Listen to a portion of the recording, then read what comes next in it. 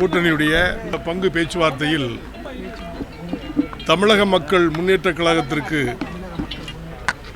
நீண்ட நாட்கள் கோரிக்கையான பட்டியல் வெளியேற்றம் குறித்து நாங்கள் தேவேந்திர குல வேளாளர்கள்லாம் போராடி கொண்டிருக்கின்ற நேரத்தில்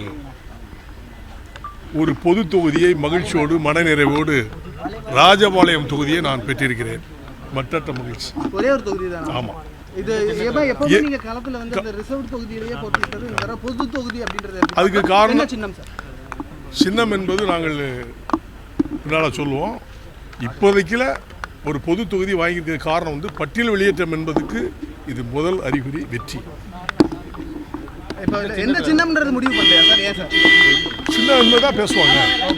ஆனால் உங்களுக்கு என்ன விருப்பம் சார்? ரெட்டலையா தாமரையில் போவாங்க? இருவரையும் கலந்து பேசிதான் முடிவெடுக்க முடியுமே, தன்னிச்சையாக முடிவெடுக்க முடியாது.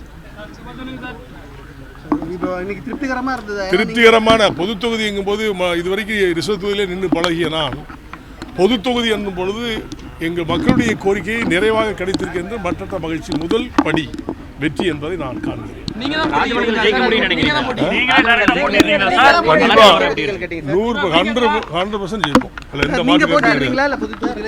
அது நாங்கள் கட்சி முடிவு எடுக்கும். விருப்ப தொகுதிகள் கேட்டதில் வந்து பல தொகுதிகள் கேட்டோம். இன்றைக்கு நாங்கள் மனநிறைவோடு போவதற்கு காரணம் பொது தொகுதி ஒன்று கிடைத்ததுனால முதல் படி பட்டியல் வெளியேற்றத்திலே முதல் படி வெற்றி படி என்பதை அண்ணன் எடப்பாடி அவர்கள் மூலமாக பெற்றிருக்கின்றோம். நிச்சயமாக மேலும் மேலும் வெற்றி கனிகளை தான் பறிப்போம் என்பதை உறுதியாக சொல்கிறேன். மனநிறைவு.